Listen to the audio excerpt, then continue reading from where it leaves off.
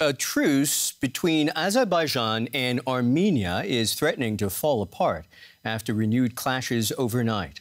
Azerbaijan has vowed to take revenge after an alleged Armenian missile strike on its second-largest city, Ganja. The early hours attack killed at least 12 and wounded dozens more. Meanwhile, Armenia says Azerbaijan has continued to shell populated areas within the disputed Nagorno Karabakh region. Hundreds have been killed since fighting broke out over in the region in September. Parts of the Azerbaijani city of Ganja in ruins. In the early hours of Saturday, the destruction of the missile attack was not yet fully visible.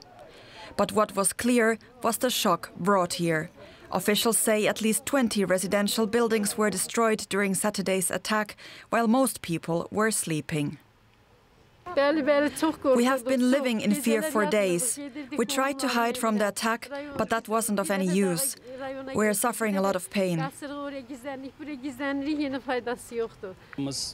Right now, we can't even identify the bodies.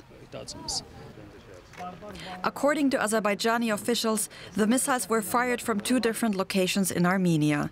Armenian authorities have not responded to the claims.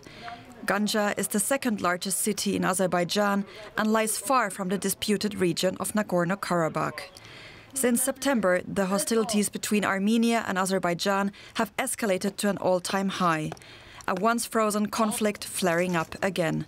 The Nagorno-Karabakh region lies within Azerbaijan, but is governed by ethnic Armenians.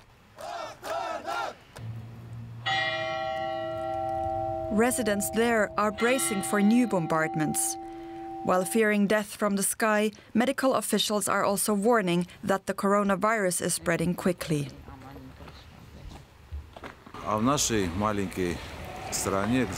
Amid a war, of course, our small country has a growing number of COVID-19 cases. We don't just lack adequate medicine, but have difficulties isolating and evacuating patients from our republic.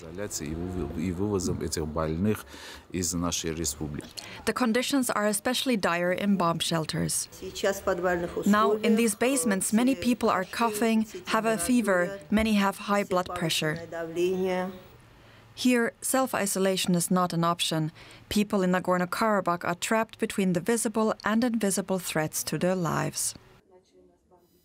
I'm joined now by Richard Giragosian. He's the head of the Regional Studies Center, a foreign policy think tank in Yerevan, Armenia.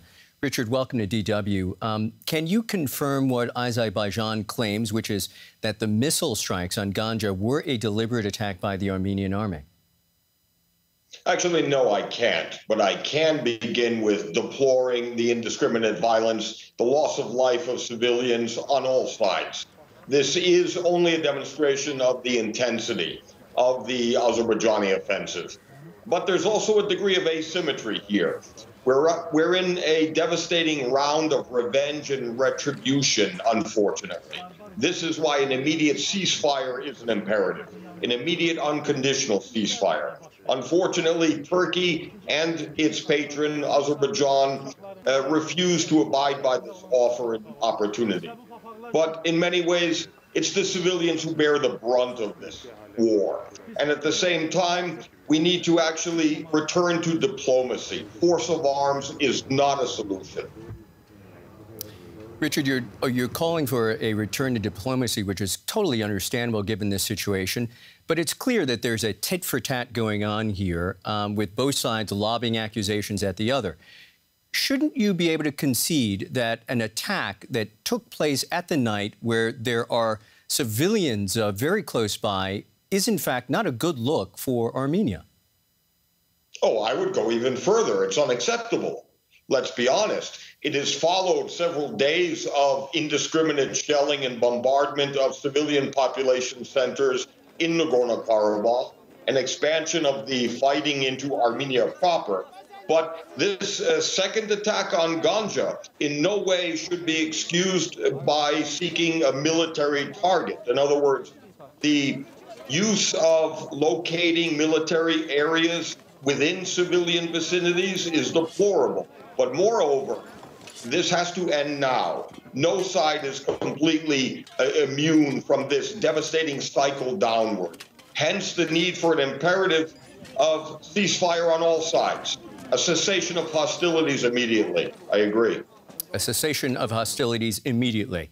However, what do you expect is going to happen now? Should we be looking now for a wider escalation of this conflict? Well, let me start with the optimistic note. The momentum is much in the hands of Azerbaijan and the Turkish-backed offensive. Now, they are taking territory in their advances, in their fighting with Nagorno Karabakh troops.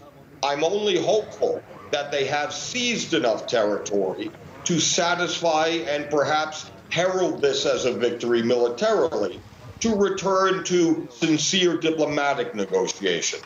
And I would also expect the Armenian Karabakh side to concede all the territory that's been lost in terms of the necessity to return to diplomacy. And in this context, we may be approaching a tipping point of conflict fatigue, where the price for continued hostilities far outweighs the necessity to get back to. I think we've lost Richard Giragosian, but he ends on a good note. May we all hope for conflict fatigue. Richard Giragosian, Yes. head of the Regional Studies Center of Foreign Policy think tank in Yerevan, Armenia. Thank you. Thank you.